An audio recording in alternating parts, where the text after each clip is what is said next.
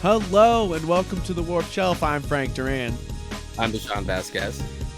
This is the Warped Shelf, where two artists buried in books, movies, and games reach from the pile And see what's worth taking with you, whether that be physically, if available, or spiritually. You know, something to take with you to your soul.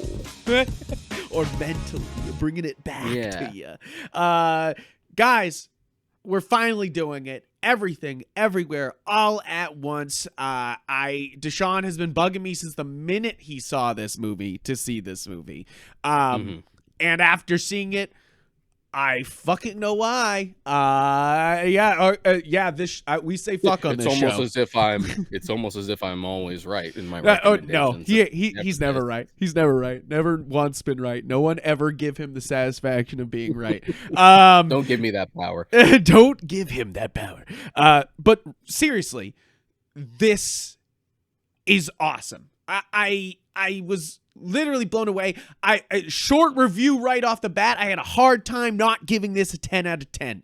This is a fucking instant classic in my mind. I know we get a hype on this show sometimes, but sometimes some movies are just a classic happening in front of your eyes. You know, like you immediately see it and you're like, the depth these artists have gone to, the work they've put in, the methodical nature of the direction and art direction and the especially the music and sound design of a movie just works so well together that it literally blew my mind.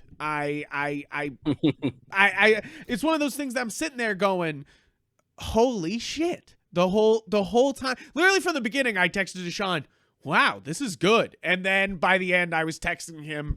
I was literally crying, you know, like just bawling my eyes out.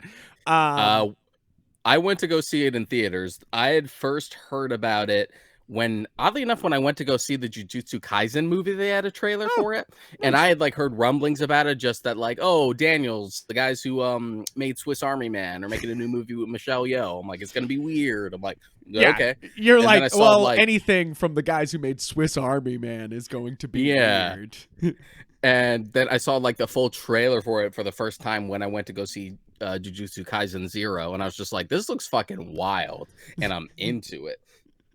And then all the positive reception built up for it, and so I'm like, fuck it, I'm gonna go to the Coolidge and I'm gonna spend most of my day there. I'm gonna go see that, and I'm gonna do Doctor Strange afterwards. I did a double feature that day. Double feature multiverse. Yeah, and I think that's kind of a problem with the placement of this movie release here, is that it was fighting against a Marvel movie for a multiverse at the same time, and which sucks because you're like, of course everyone cares about the multiverse movie that has Benedict Cumberbatch in it, one of the biggest stars alive now, but that's also kind of the situation we're in now, where any given, you could throw a rock and it's gonna hit oh shit, this Disney movie's coming out. So you kind of have to just release it. You kind of have to be like, fuck it. But thankfully, it's worked out. This has become A24's highest grossing film. Yes. Beat out what was the other movie that was the top one? I thought it was so funny that it was the other top one.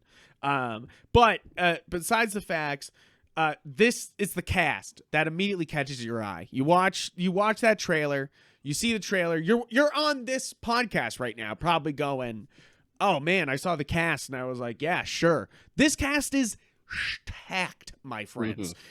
Michelle Yeoh, literally Mulan, literally Fennec Shard, literally what? You're thinking of Ming-Na Wen. Oh my god, I am. Sorry, my bad. Michelle Yeoh, Crouching Tiger, Hidden Dragon, literally Bond Girl from Tomorrow Never Dies, and of course the hugely popular Crazy Rich Asians, and also the Kung Fu Panda series. And she was in Shang-Chi. Yeah, and she was in Shang-Chi. Fantastic. I'm excited that she was the head of this. But literally, I think bringing in so much to this movie is Stephanie. How do you say this last name here, Deshaun? I'm not going to be able to say. It's spelled I think it's just HSU. Sue. I think it's just Sue. But don't quote She me on brings so much to this movie that she's so great. She deserves so many roles after this. It's one of those things where you're like, this is a star on screen right now. And then the absolute surprise of this movie, of course, is Ke Huy Quan, literally Short Round. Short Round and Data from the Goonies. Yeah, which is like, he basically kind of retired after those, like he kind of walked away from movies for a long time, like a couple things here and there, but really just no leading roles. And yeah, literally the movie on IMDb, it says that he didn't do anything after second time around in 2002, and then came back in 2021 to do Finding Ohana and this. 20 years. 20 years since his last acting gig. And the man's an icon as Short Round. And sorry, what's the name of him in Goonies? Data. I'm not as much of a Goonies fan as I'm just not big into Goonies. I'm not big on Short Round, so we're even. Really? I love Short Round. I'm just not huge on Temple of Doom in general. What? Like, the Edgelord himself isn't into Temple you would of think Doom. You'd be like, wow, Temple of Doom is so needlessly fucking morbid. Yeah. Why isn't this my favorite? I thought this would be your favorite one. It's also one of the, I was watching, do you watch Collider Digital do those like VFX artists judging scenes? I love those. They do one where they talk about the Temple of Doom cart scene when they're like going through the tunnels and everything, how they literally go from shots of real people in carts to literal dolls and stop motion to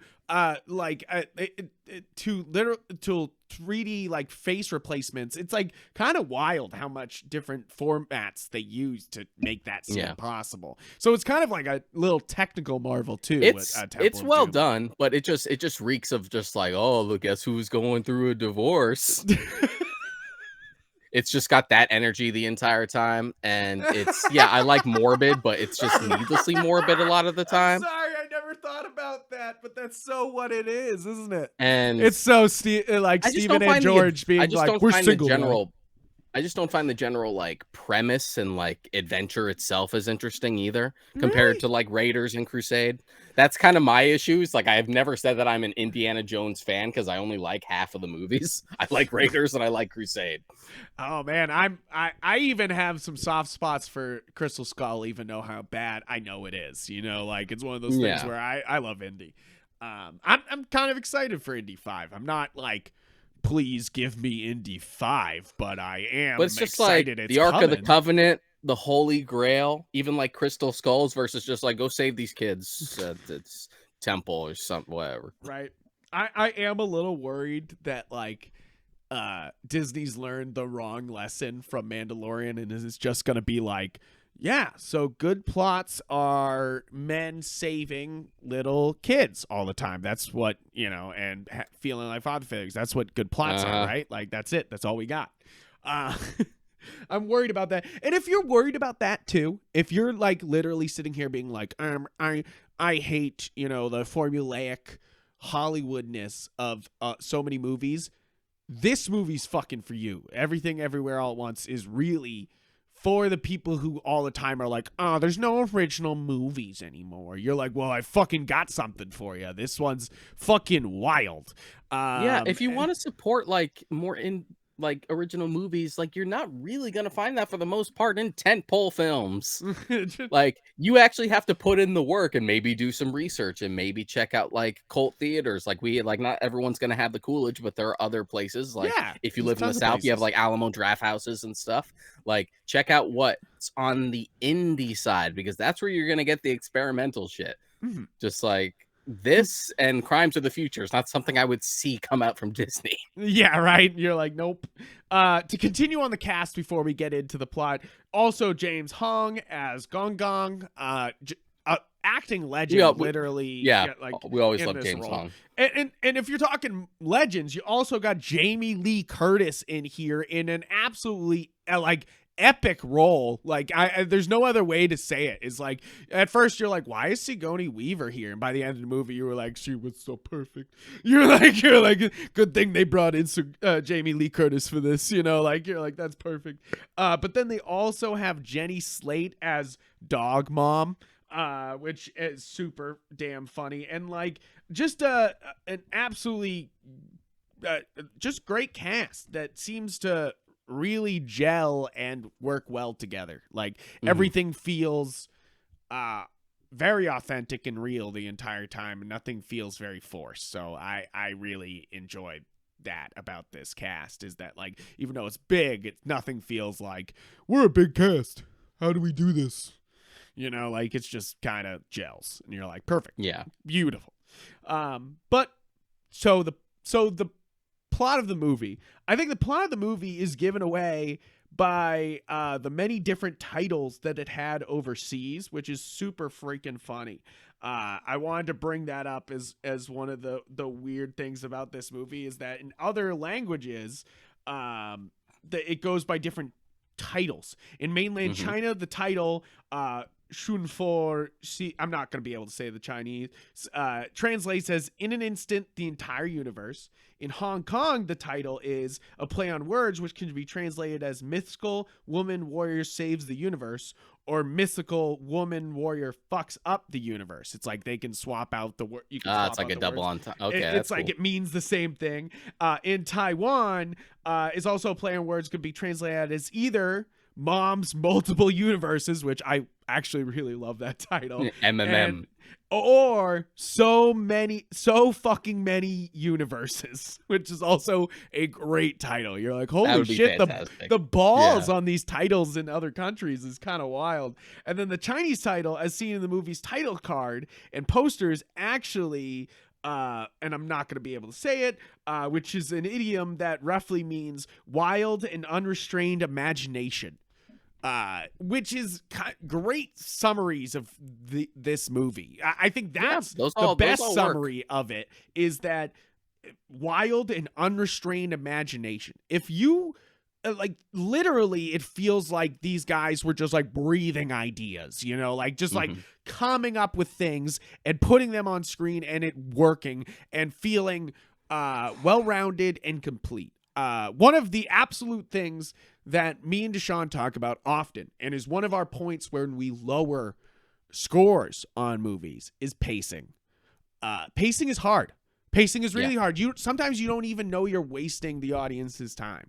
Like there's lots of things that just feel like didn't need to happen, and lots of movies have lots of baggage on them, or they don't know when to like slow down and speed up and feel natural. Yeah, and it's sort of like hard to judge what might feel necessary and unnecessary when you're just so close to the project without any degree of separation. Right. Like it's hard to kill your baby, of course. You can't. Yeah. It's hard to kill scenes. It's just like, oh, but this was so like cute in the script, and it was so fun that day, and we don't want to get rid of it. It's just like, yeah, but does it actually advance something? And sometimes you have something that doesn't advance anything, but it's just great in there just because it's a good breather, or because it's like one of the more memorable scenes, or it builds the story. That's a huge thing, is that if you're gonna have those scenes, make it serve the whole project. Like don't make it just waste people's time, make it feel like it's building things. And that's what this movie does so fantastically well. Extremely good pacing here. It's one of those movies that just moves. Absolutely no fat on this thing. It just fucking kicks into gear pretty much right away. First off, you have that amazing mirror shot right at the beginning, which makes you be like, welcome to the fucking movie, fuckers. And it's one of those things that I talk about. I've said it on multiple podcasts. I can tell a great movie literally from like the first couple moments if it's going to be like great. And I know that's stupid. I know I know it's like I'm saying it after the fact that I knew it was gonna be good. I It see does the first sound. scene. I know what you mean, just because I've known you for so long and I've been there live as it happens. Like when we watch War for the Planet of the Apes, you're just like, "This is gonna be great." I'm like, "Huh." Huh? It's like I can Wait, feel it almost without like immediately. knowing you, it does sound a little humble braggy. Just like I can just tell. I can just tell, but it's one of those things that you and it's one of the reasons why I have such a hard time with watching just great movies is you can tell when you're in the presence of great art. Like you can it's like it has a feeling over you. Your feelings are bouncing onto it. It's like it's stimulating something in the back of the brain where you're thinking about lots of different meanings about the thing. It's like one of those things that almost immediately with a film if it's going to be great. It's like I can tell I can't tell when a movie's going to be okay, good. I can't really tell, or bad. It's like it's all up in the cards there. Sometimes it matters about the ending and all these things.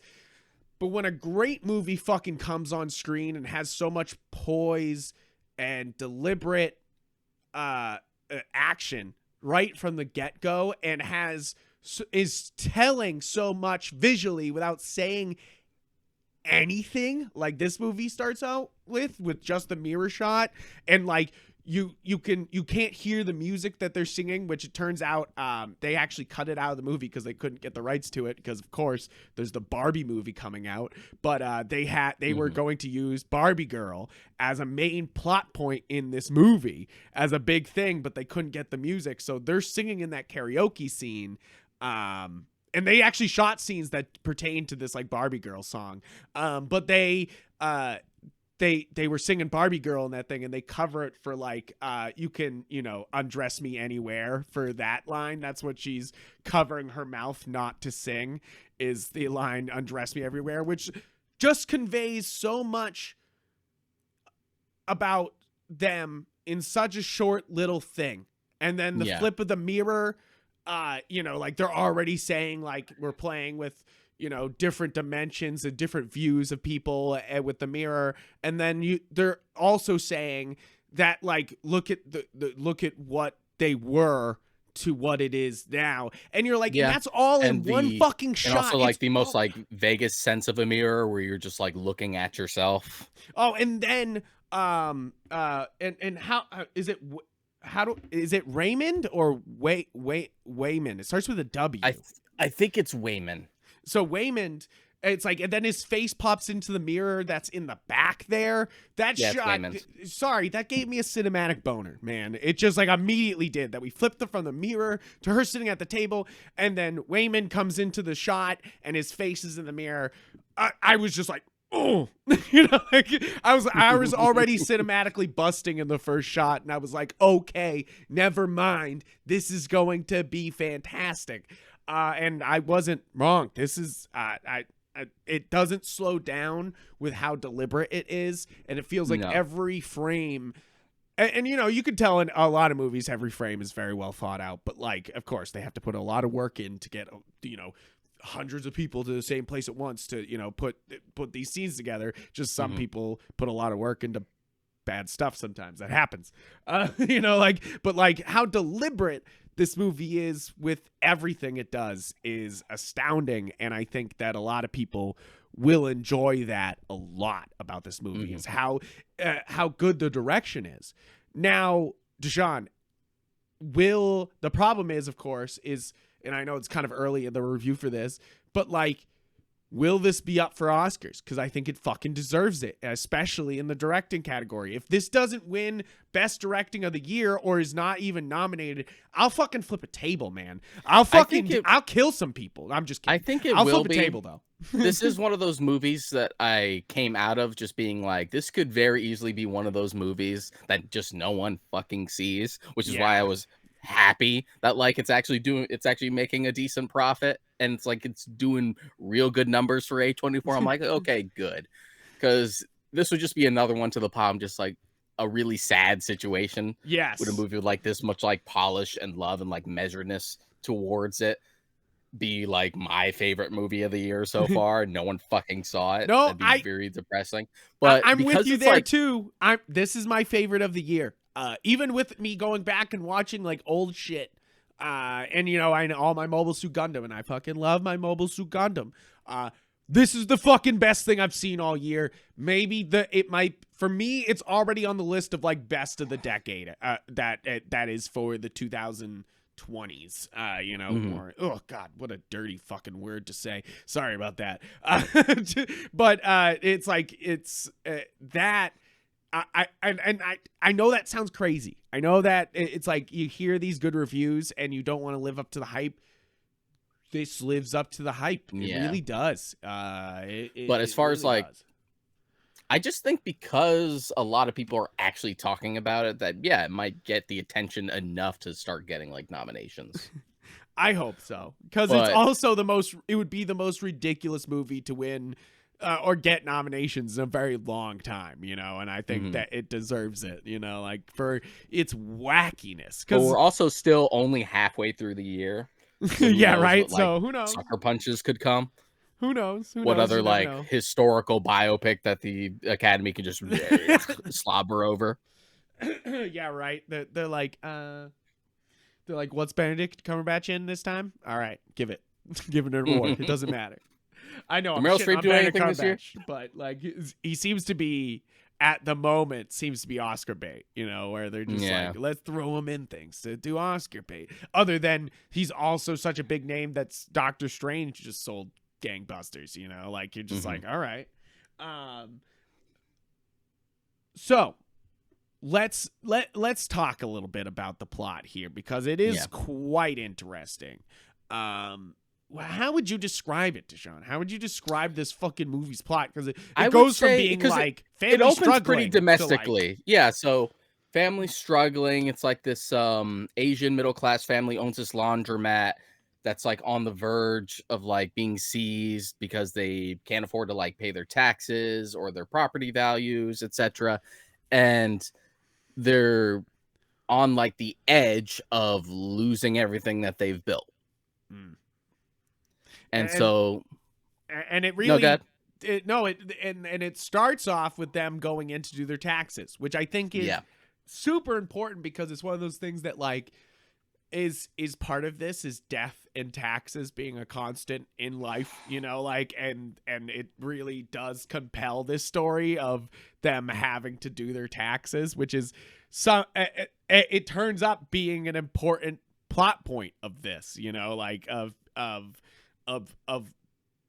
just doing those mundane things together. Yeah. You know, like it also sort of like on a more funny side, it sort of reminds me of that stupid meme where it's just like men will literally do insert whatever to avoid therapy. Just like people will literally start a multiversal war to not do their taxes.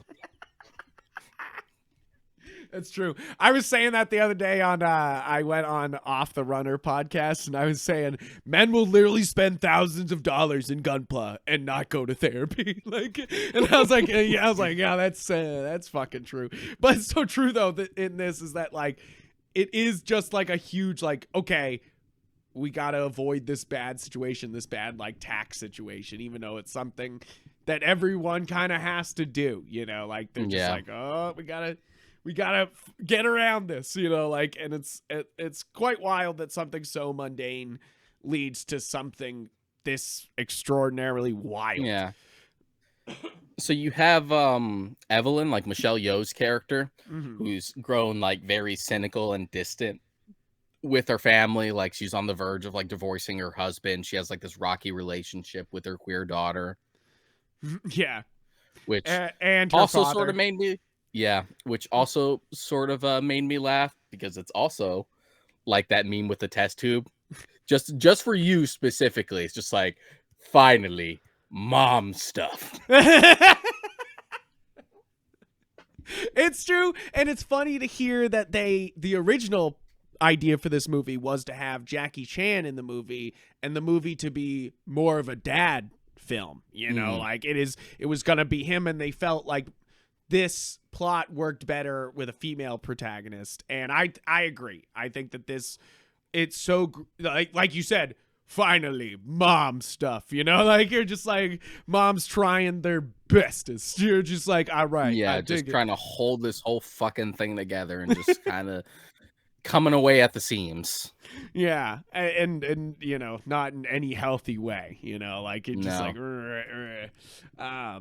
and that's what I love about the beginning of the film is they're able to like make you feel that stress of that, like kind of poverty pushes on people, you know, like poverty is bad for your health, you know, like it leads, you know, like they have tons of study that first off leads to back pain because you're hunching over going, I need more money, and then but also you tend to eat worse food because it's cheaper, you know, like so it's like and like and so many other stupid things that happen because you're poor and you got to make things work, and it's like and it literally leads to more issues, you know, like it's just like poverty is like a cycle that just keeps beating you down because they're like, you're poor, fuck you, you know, like, and you're just like, that's so wild. But it's kind of what's happening here is that, like, you know, like it's they say it later in the movie, this Evelyn is the worst Evelyn of all the Evelyns. It's like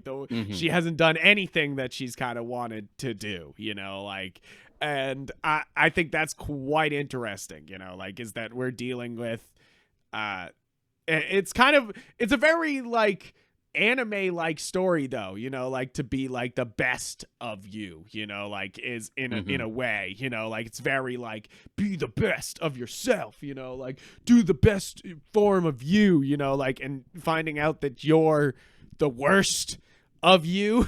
You know, like you're like, oh shit, like, you know, damn.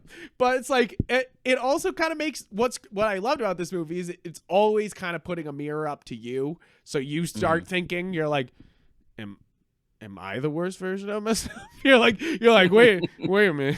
You're like, hold on a second. You're like, am I being like, what specific multiverse me am I, you know, like obviously I'm the podcasting Frank, who knows if I don't know if every multiverse has a podcast, but you know, like I assume that it does because it's one of those things I love doing, so it's like I assume that is, but I could just be podcast Frank, which, you know, doesn't help in these type of situations. Where's Kung Fu Frank, you know, where's Pinky Strength Frank, you know, like you're just like where are they along the things.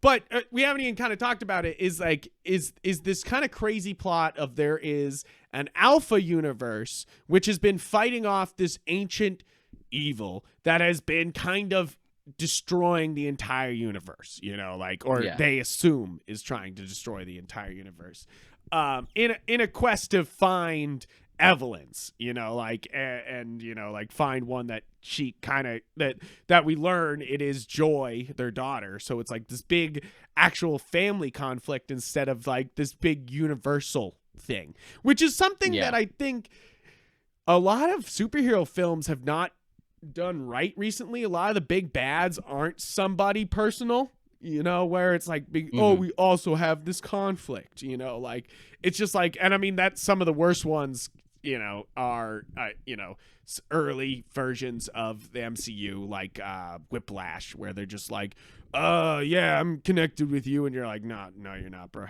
You know, like this ain't connected at all. You know, like, and they had like one card to play in the Iron Man movies, just like corrupt business guy, tech guy who was slighted by Tony.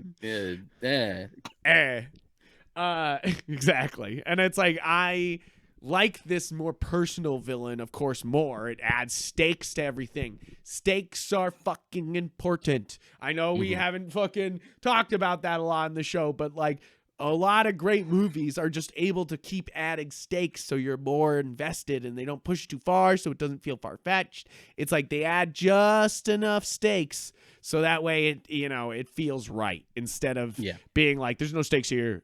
Tony ain't gonna lose. Of course not. This no name, nah. You know, like that's not, you know, like that's not gonna make a compelling film. You know, like but there, of course, there's ways you get around it. I think that the Quentin from Spider-Man Far From Home, is it Far From Home? Where they're doing what's his name? I'm saying Quentin, but what's his fucking Oh, Mysterio? Quentin. Yeah, Quentin Beck. Quentin Beck. They're doing Mysterio. It's like you're able to introduce these characters that they didn't know before, and then make a personal connection. I mean, that's a lot of fucking anime too. But like, like they're able to do that and do it well. But a lot. It's better to make it built into the actual what the fabric of the person is, of course, because I feel like that happens a lot with Spider-Man villains, and that's what makes them so compelling is that like either Peter was involved with making them or he, that it knew them and worked with them or something like that, like it's like connections, like, and of course, it's hard to always pull the family card, especially in comics, because there's, like they're all fucking orphans. So it's hard to pull that shit. And What fam? What fam? But I feel like that works so well here is that Joy's the actual villain here. And I think it really, first off, Stephanie Sue is doing such a fantastic job as a villain. I want her, first off, she can voice any villain in any animated film ever with that voice, like she's just got this like perfect villain voice when she wants to, and I'm like, give that woman an animated film, like, which I'm sure she already does. I'm sure there's some animated film that I haven't seen yet that she's already been, but like you're kind of like, dang, that's such like a perfect voice for this.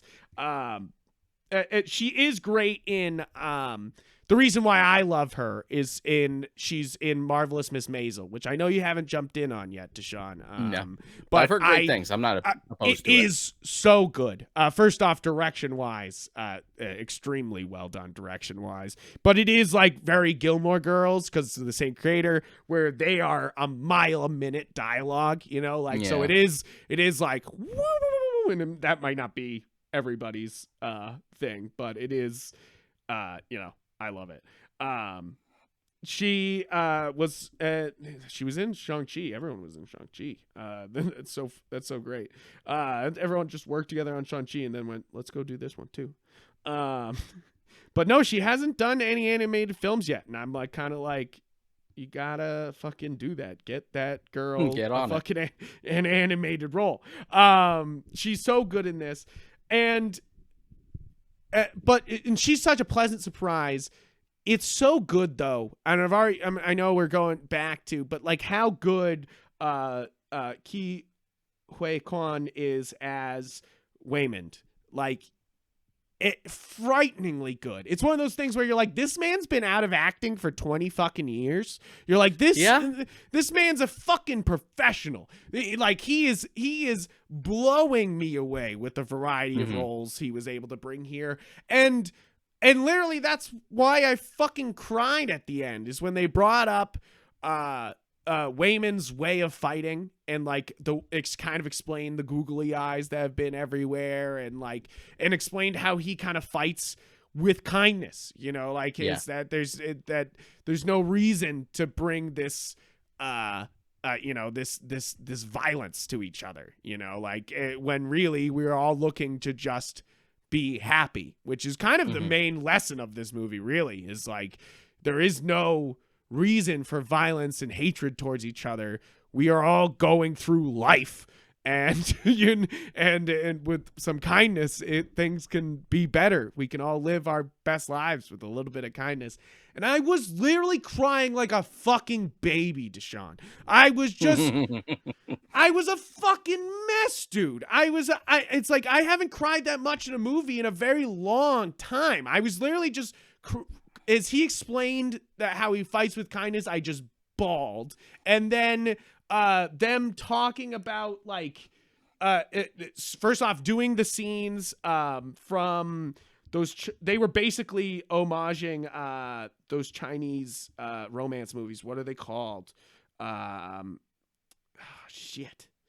I can't remember exactly. I'm gonna look it up. But it's like when they were doing those scenes of him like in the alleyway, as their separated universe, it's incredible. Here it is.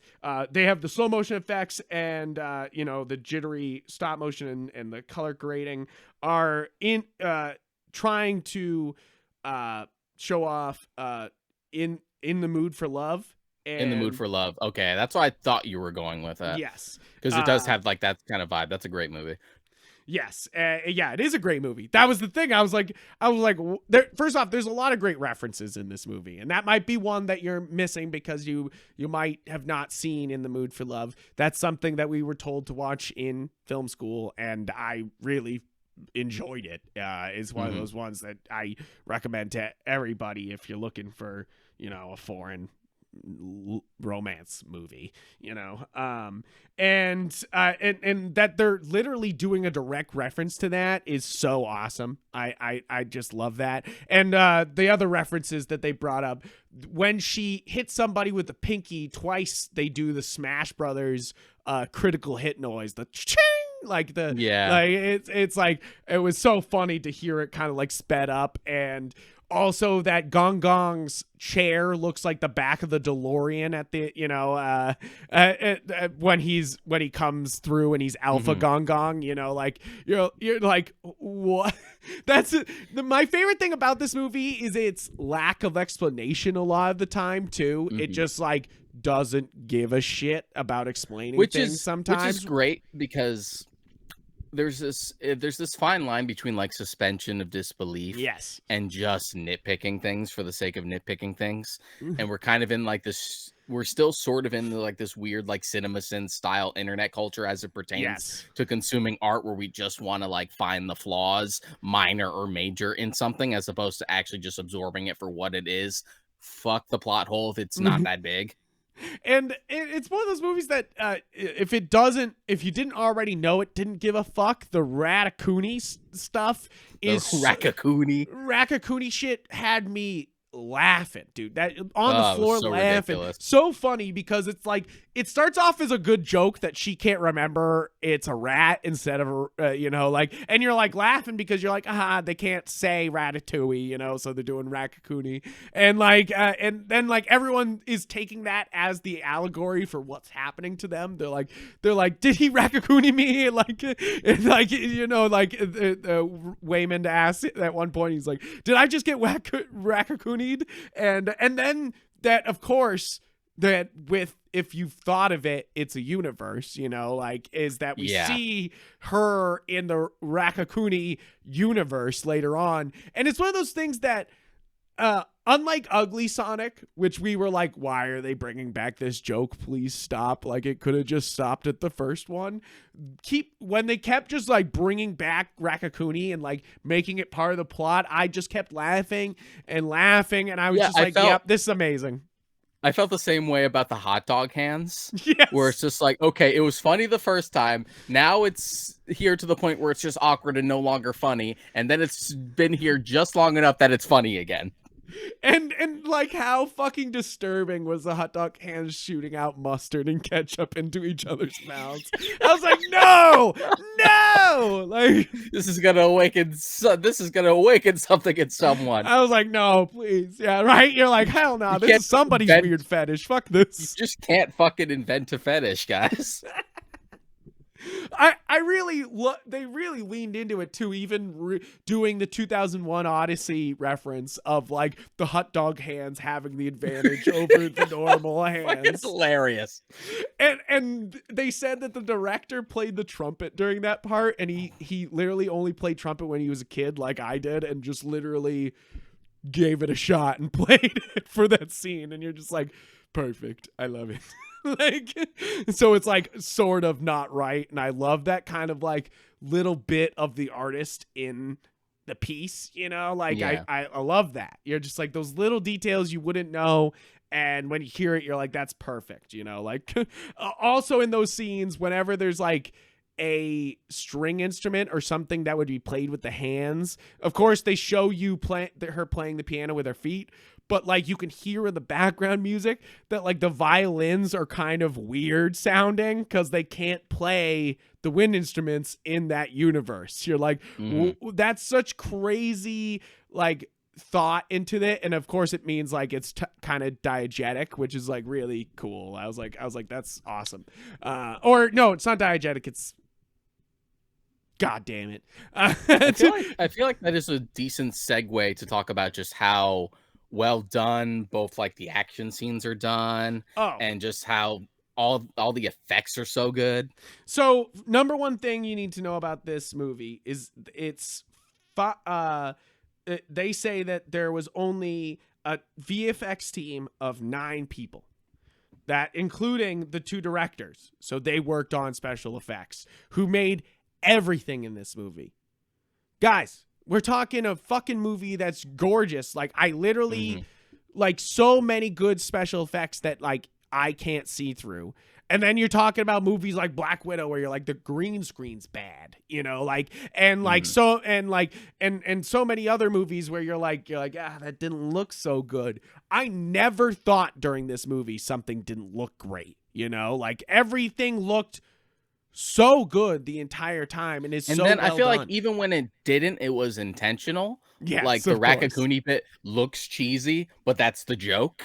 And but like how good is like the children's drawing universe, you know, like when they like how good of the animation is that, and then so funny when they get the piñata one, like it's just like it's a lot of fun, and it definitely, for even like the most basic people who are like, I like Rick and Morty, so I like multiverse things, you'll have fun with this movie, you know, like even if you're like, I'm not here to feel emotions, you'll still have a good time with this movie and its universe jumping, you know, like especially in a world where the biggest universe they pop through in Multiverse of Madness, with a name like Multiverse of Madness, the craziest thing they went through was a paint universe. You're like, are you shitting me? I know they showed off Noir, but we didn't get any of it. So it's like one of those things that like they do so much more with the multiverse here than any of the current multiverse movies that are out, you know, like there's just so, and it's explained so well too. I think that's that can't be missed, is how easily it's explained, that it's just like, oh, you make connections to those other universes and then you can live through them, you know, and have their skills and stuff. Yeah, and take it's like so elements simple from them. And the idea that you trigger it by doing something like random and unexpected that you would never do in a situation. Like Wayman just like pulling gun from under a seat and like eating it and just like putting it in his or mouth. eating like, the chapstick, or you're just like, or oh, with the fights with the 2 fucking security guards where they're trying to shove something up their ass. that shit was incredible. That's when you knew.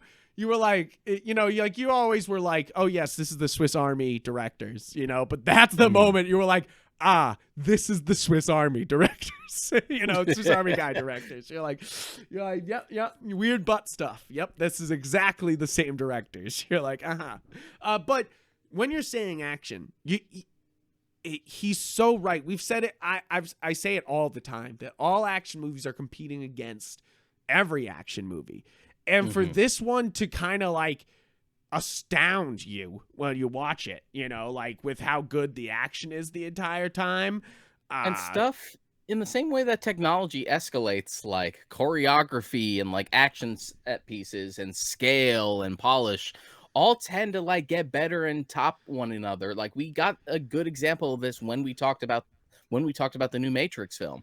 Where it's just like the original trilogy was like at the top of its game of like the best you could get in action cinema. And then by the time they come back, we're in a post John Wick world. So this doesn't seem as impressive anymore. Which is what's great about this movie, is it's making another reference they're making the entire time is Matrix. They're making like, first off, allusions to like, you know, like you know, something out of their control, another universe and stuff like that.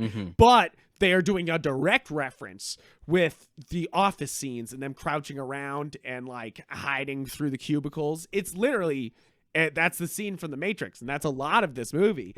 And I love that, first off, because like you're saying, we were kind of like, oh, they didn't evolve the Matrix to be better or slicker or more modern, you know, like they just kind of did their Matrixy thing.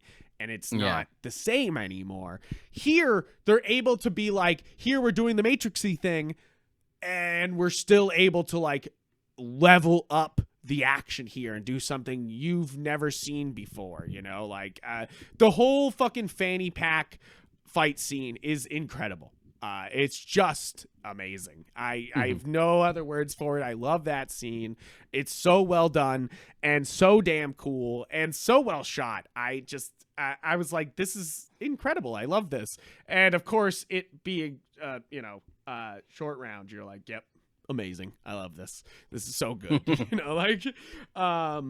And that's not the only good action scene. There's so many, and they get so bonkers too towards the end, of course, when we start getting like them able to materialize anything they want in the universe, and they're able to do that.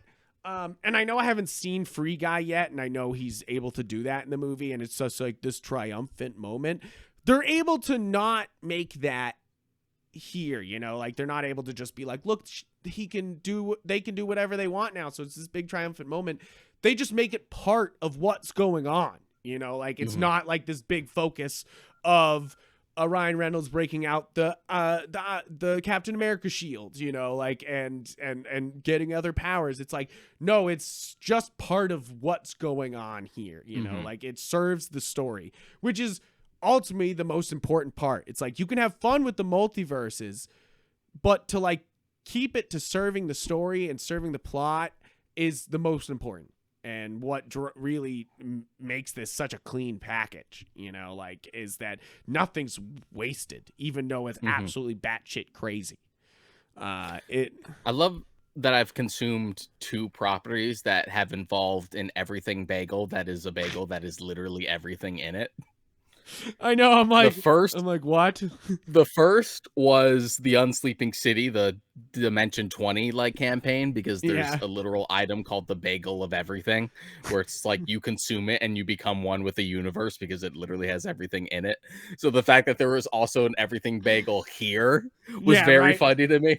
It was funny, and it's one of those things that it's such a great piece because we kind of understand what it is without understanding what it is, like you're like, oh, I get it, but for some reason it'll be able to kill her, because it'll suck in her into the everything of the bagel, and you're just like, all right, sure, and you kind of just buy it. And it's one of those things that you're like buying everything that they're saying because, and a suspension of disbelief, of course, but like because they're able to weave it so well, even if it's so bonkers, like, oh yes, I've been building an everything bagel that can destroy the universe or at least kill me, or kill us, and you're just like, what the fuck? It makes sense. It makes sense because it doesn't make sense. Yes, absolutely. It's one of those things where like, we don't do absurdist films like this as often anymore. Like occasionally you get properties like this, or like I would argue like Scott Pilgrim is also very absurdist, especially in movie form. You get stuff like if you've ever read Terry Pratchett's Discworld novels or Hitchhiker's Guide to the Galaxy is definitely a good example. Yes, exactly. Where it's just I would say those are like the fact that it's ridiculous is part of why it's beautiful. It makes sense because it doesn't make sense because the universe is chaotic and fuck it. And I really love the lesson here, and that like that was the other reason why I was just like crying, is that like it's like art has no meaning unless you assign meaning to it. And that's kind of the lesson here too, is that nothing matters unless you assign meaning to it, like unless you put your love into it, you put you into it, like, and that's I love that. That's like the conclusion here. First off, in a world where I've watched a lot of animes and they get to this question and then they're just like, don't look at it, run away. They're like, don't fucking look at that answer. We're not gonna answer the question of what happens when nothing matters. Like I've watched a lot of media that doesn't know how to answer the question of what do you do when nothing matters, and they kind of just always land on like, but I care, but they kind of are able to like answer it here, like, yeah, nihilism is a tough thing to write. Yes. And convincingly so. That's the other thing here. This is like a nihilistic movie in a lot of ways, but they're able to do it believably without feeling just like doomer, like, oh. Yeah, it's It's very easily for like nihilism as like a main crux of a story to feel like, oh, this is just a fucking bummer, man. Yeah, and that's what's great about this movie is that I was crying because it was like it touched me, not because it made me sad, like Yeah. which is much different than normal reasons why you're crying, like it's like for movies usually you're just like, oh man, they could have been together but they sent letters every day if you're crying about The Notebook. But it's like, but this here, it's like you're crying because it's so hopeful. It's so full of like some truth, and I just that's why I was bawling my. I mean, fucking eyes out. they actually got me for a second. Yeah, Deshaun When shed they a had tear. No, not for that. Okay. The idea that like you have that scene where like Joy's just like, I just want it to end and please just let me go. And then she actually does let her go. I'm like, yeah, I know. I did the same thing. I was like, we doing this? I was like, are we actually doing this? I was like, damn. And then they like reeled it back. And I almost welled up, but I didn't like full on cry. There definitely were people in like my screening that were like bawling though. Nothing loud, but like, oh, I could hear the sniffles. It's like, it's funny that like, even though it was definitely a huge mom story, that Waymond was the reason why I was crying half the time. It's like, I was crying because of his fighting with kindness thing, but then I was fighting for, I was absolutely bawling with the, like, I would have loved to spend a life doing taxes and laundry with you. I literally just fucking broke down. I'm sorry. It's like, I admit it. It's like, I just cried and cried. I was just like, holy shit, that's so damn good. And it also is how I fucking feel about it, like is that like, like there's, it's like sometimes life can be really boring, like, and seem wasteful, but like at least you get to do it with somebody, like, and it's like, and I would rather do it with, somebody you love. And it's like it just fucking touched me, fucking reached into my heart. And I was like, damn, fucking got me. Like, I did not see this coming. But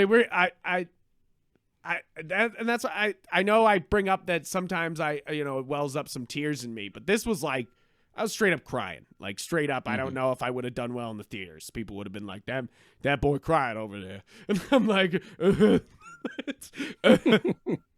It's funny too, because they had like moved up to like one of the smaller screening rooms at the Coolidge. So like everyone definitely would have known. Yeah, everyone would have known. Crying. Very select amount of people. It's so funny. I also really loved the music of this movie. I thought it was absolutely spectacular the entire time.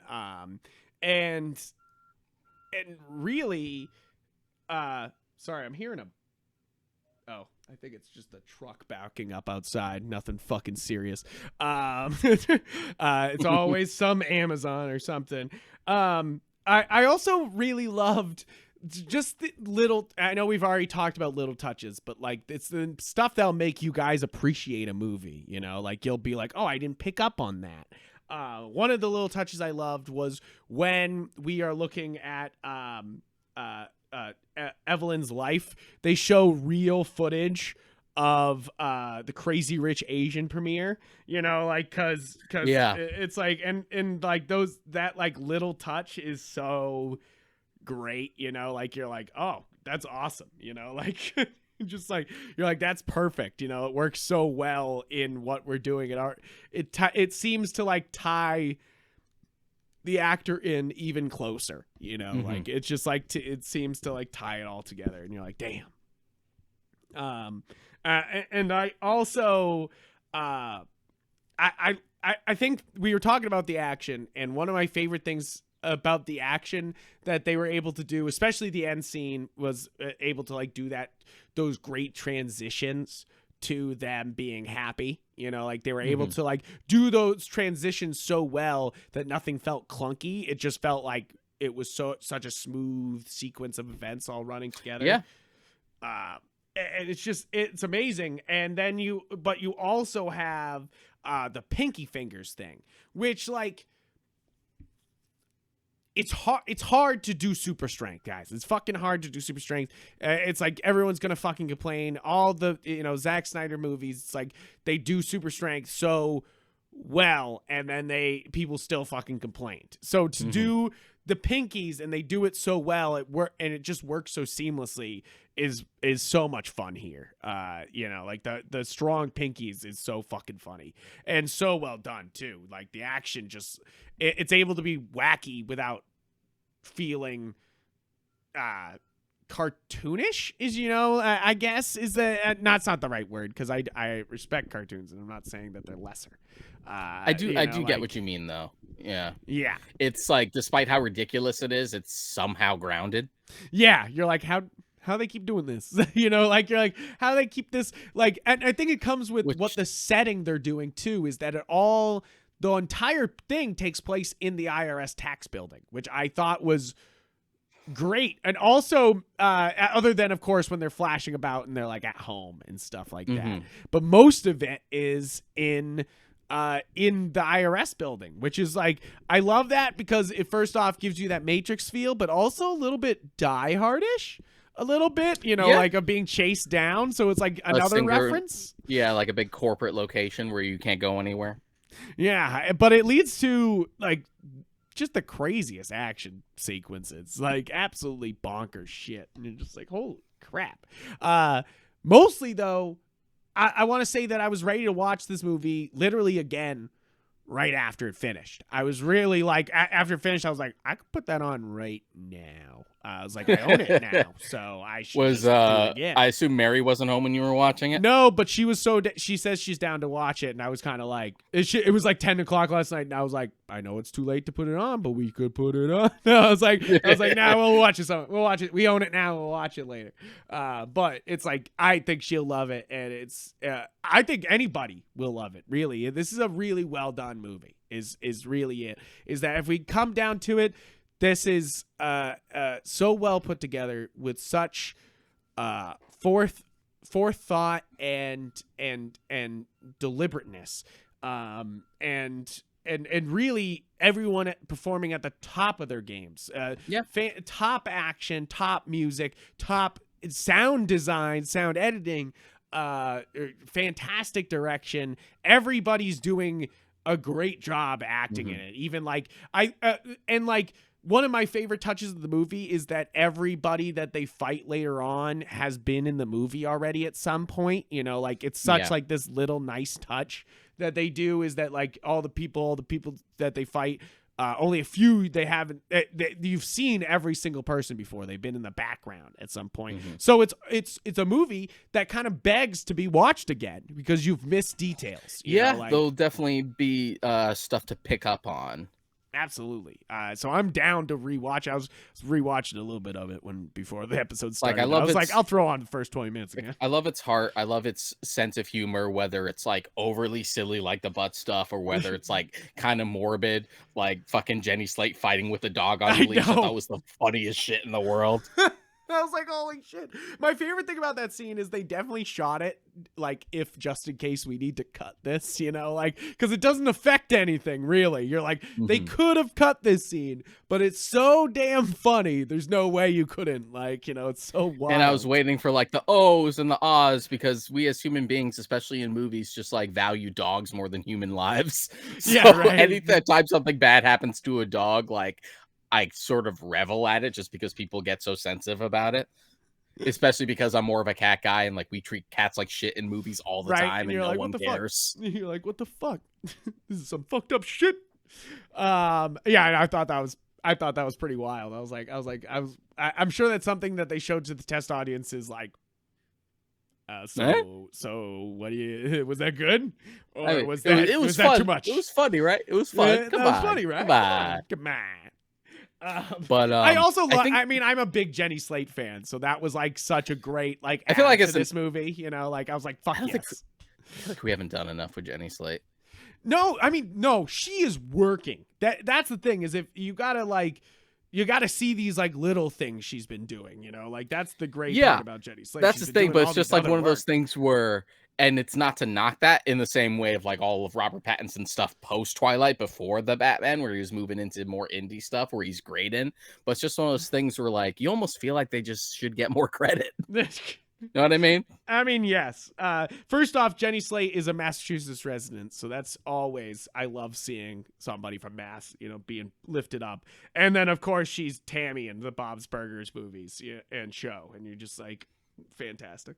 But like she really, what's it say here? 75 credits on on IMDb, which is nothing to fucking squint at here. You know, like she's doing a lot, and she has several movies this year still with Marcel Desailles with shoes on, which I can't believe we're literally getting a Marcel Desailles with shoes on movie in 2021. I'm like, what the fuck? If you didn't know, guys, it was just this cute little fucking cartoon video from like, I want to say 2004 or 3. It's something very early internet, you know, like very early. And feel like doing a Strong Bad movie. Yeah, exactly. You know, like where you're just like, what the fuck? And like, I'm sure it will actually be very heartfelt because Jenny Slate is actually a really good writer too. So it's like one of those things that I'm sure it will still work because she did write this movie, and she was also of course, she writes all her stand-up and all that shit, but she also wrote Catherine, which I haven't seen yet. But she's, you know, definitely one of those people who's just, like, so talented, and I think you're right, is that, like, you're just kind of like, please give this person so much more, you know? Like, you're like, she needs more stuff because she's so damn good.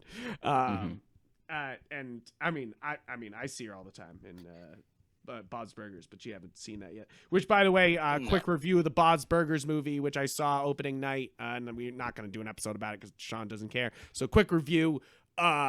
Good. Feels like a season finale, but somehow with really nice animation. You know, like all of a sudden you're getting a season finale of Bob's Burgers. Not a series finale, just another season finale. But really well animated, and everyone actually has dance moves, and the songs are actually really good. And I had a good time. I got to meet Eugene Merman, so I was happy. You know, like, and he was super nice. But besides the point, everything everywhere all at once. Basically, it needs to be seen to get what we're talking about. You know, like I don't think the trailers do it justice. Like, I don't think the posters do it justice. I think the alternate titles do. Yeah. You definitely have a point there.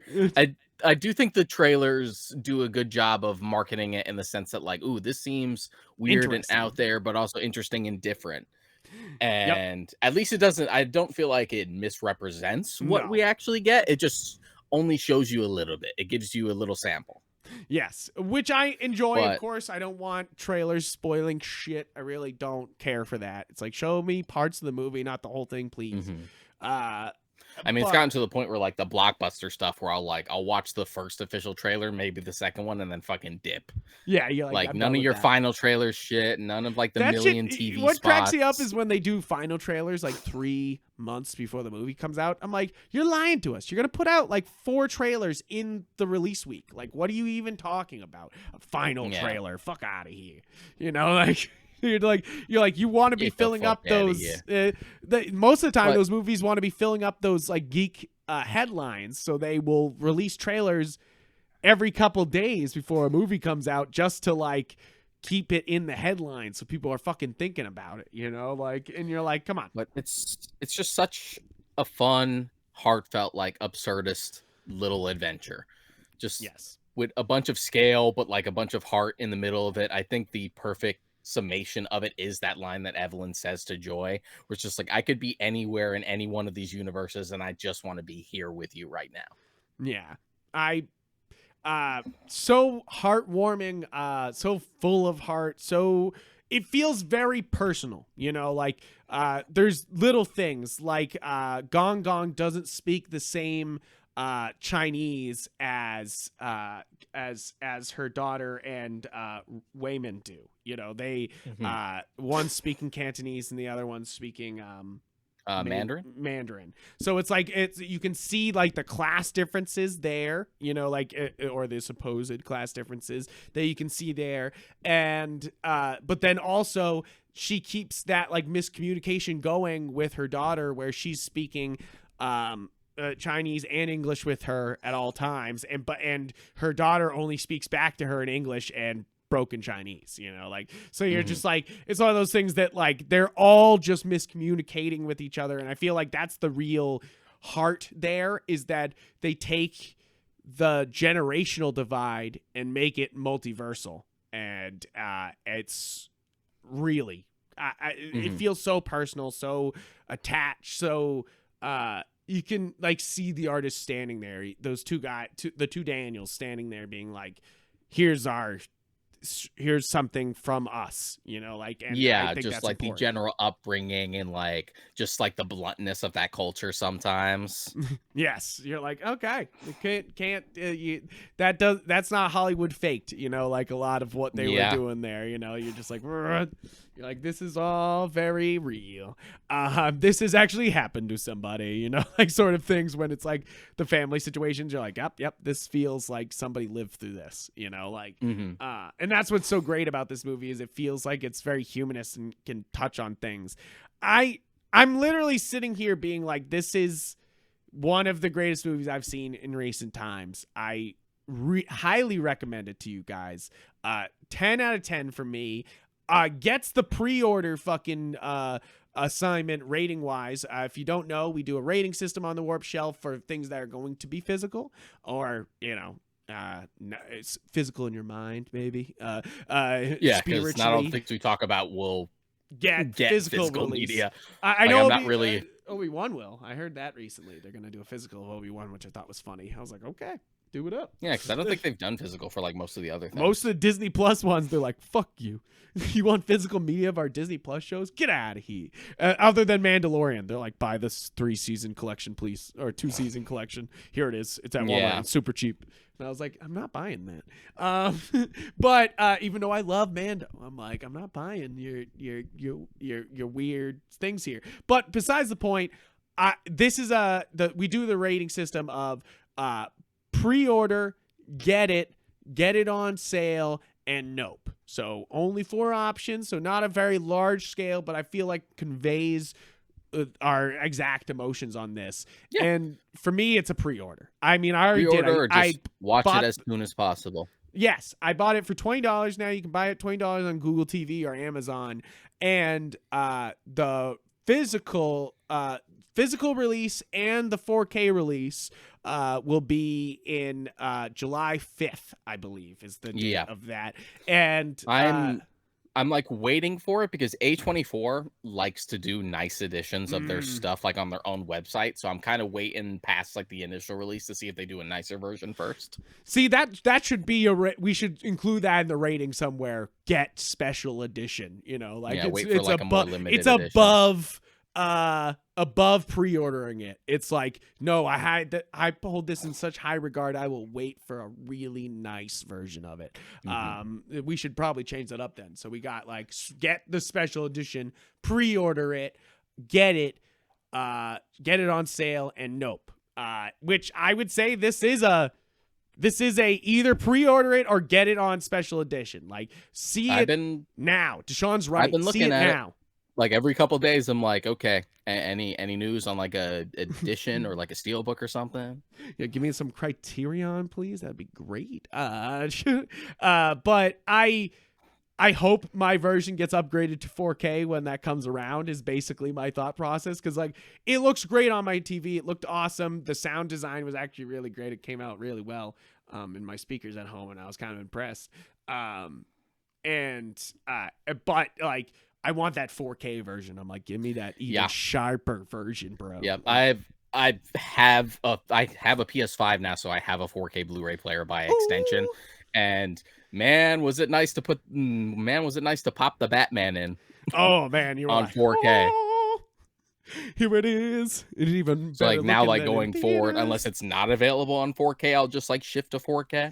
Yeah. Oh man, he's making the shift, guys. He's gonna have to buy all his movies again. That's gonna be rough. And thankfully I don't find it as much of like a jarring difference as say like Blu-ray, like Yes. DVD to Blu-ray, so I don't feel bad. Like I don't feel the need to like have to rebuy everything in my collection in No, 4K. I can just definitely. move from this point forward getting things in 4K. And plus everything's Yeah. multi-packs anyway, where it's like it has the 4K and it comes with like the high definition Blu-ray as And well. a digital version, you know, like, Yeah. of course, they all come with multi things, which it makes sense to me. You're like, I want to fucking own this movie in so I many recently formats. just had to like consolidate every one of my like digital codes because it's like it used to be ultraviolet, now ultraviolet is gone, now it's voodoo. Voodoo's doesn't really have a presence anymore.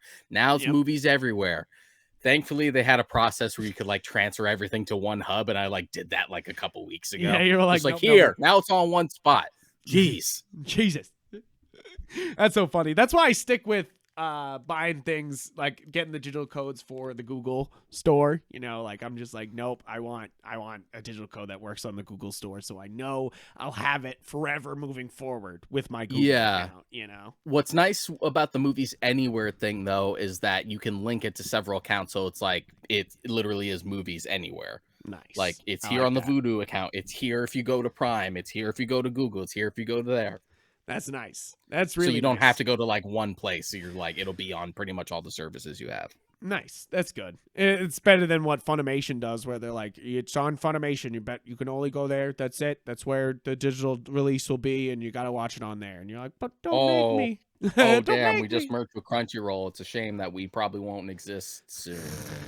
And we're not going to transfer your purchases until later? Question mark. This is always like, This is always the thing. That's always like the general fear, even if it's like a big name when it comes to digital media, is that who knows if this is even still going to be around. Right. With physical media, all you need is the technology to play it.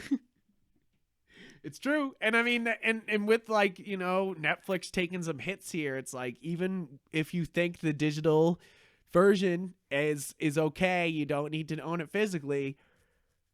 Yeah, you might want to own it physically. Be like, yeah, but Netflix will never go away. I mean, you never know. You never know. Shit goes away. Shit happens. Same thing with like, but to speak on your earlier point with The Mandalorian, like shit leaves services, even if it's like original to that streaming service. Just so yeah, but the Netflix originals will never leave. Look at all the Marvel Netflix originals that aren't there anymore. They're on Disney Plus now. So nothing's permanent. Yeah, everything will move around. People will buy catalogs and they'll move around. And we already have a big problem with media preservation as it is. Seriously. And if that's something that you guys should get from our show, is that like media preservation is big, you know, like it's some games will just disappear with time. Some movies will disappear with time, and that's sad. And we shouldn't allow that, you know, like it's great art should stay around. I will still go out of my way to get stuff, even if it's available as an original to a streaming service. Like Marriage Story is a Netflix movie. Yeah. I still have the Criterion for that. Sound of Metal is for Amazon. I'm still getting the Criterion for Sound of Metal when it comes out.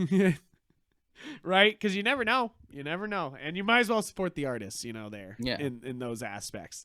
Plus, you get the juicy stuff that you don't get on streaming, too. Right. Yeah. Streaming is like real lax when it comes to them features. That's my I know. At least HBO Max at least does something. You know, thank God they add some like features on the bottom. I was like, thank God somebody did this. Like Disney Plus does it a little bit, and I mean like a little bit. You know, they have some features underneath, but not. It's not. It's like a lot of these.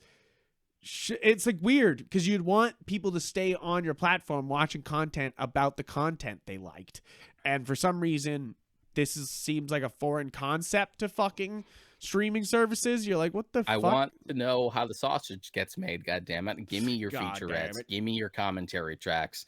I love it when a movie, Edgar Wright always does this. He has at least like 3 commentary tracks for like all his movies. I'm like, I appreciate you. That's longevity right there. Because oftentimes if I feel like watching a movie again, a good incentive, especially when I'm watching it by myself and not getting someone else into it who hasn't seen it. Yeah. This is just be like, well, I haven't done this commentary track yet. Let's put it on. Let's go. Yeah, right. Let's give it a shot. But guys, thank you so much for checking out our review of Everything Everywhere All at Once. All at once. And really thank you guys for supporting the show. We've gotten a bunch more viewers recently, and we really appreciate you guys. All I can ask is you do something with the algorithm. Subscribe, hit a button. You know the do those score. things. You watch or consume any other content. You know what we're talking about. You know what we're saying. But you can find other Warp Shelf content on galaxyofgeek.com, where every episode is in both its forms on the YouTube video version and the audio version are all there on galaxyofgeek.com. I've also been writing some Gunpla reviews. I got 2 of them up. I know I'm not doing a lot of writing, so it's a big for me. I got some reviews up there. So check those out. I got another one coming up soon in the next week or two. About the Barbara Torres up here. And I want to continue to do that. But so if you want some more review content or if you want some more Warp Shelf, galaxygeek.com is your destination. And guys, hit us up for if you want Warp Shelf stickers. I got Warp Shelf stickers. It's over there, so I'm not gonna fucking reach up and get it. But we got stickers, so DM us if you want some stickers. I'll literally just send them to you. Or if you see us at a con, you'll get tons of them. That's the idea. Is we want to give them these stickers out to you. So if you want a sticker, likely you'll probably see me at a con if you happen to spot me. Yes, exactly. Because you'll be at Fan Expo, right? Oh, I'm definitely going to Fan Expo. Yeah. So he'll be at that carrying some stickers with him. So we'll get if you see him, if you see Deshaun wandering the halls, get a sticker from him. Or if Dante goes, I'll probably give him a bunch because he designed the logo for us, and he usually has a booth in Artist Alley. Oh, I should have sent Dante stuff already. I should have already sent him stickers. I'll contact him later. But really, guys. Thank you for supporting the show. Check out those things. If you want to check out our personal social medias, we have Instagrams and Twitter under the name Yep Frank and Mod Karika. And I also have Yep Gundam as a Gundam Instagram. And guys, thank you for the support you give the show. Thank you for always listening in. And if you've listened this far, I appreciate you so much, because we had a couple rambling endings there where we were kind of explaining some other things. So I appreciate you if you got this far. We use this as an outlet so we could just shout at each other about stuff we're passionate about, as opposed to talking off the ears off of our friends or significant others in your case that just sometimes don't give a fuck. You're like, oh, but why? I care so much. But guys, thank you so much. Thank you for supporting the show, and I hope you have a great rest of your week. We'll see you next time. Adios.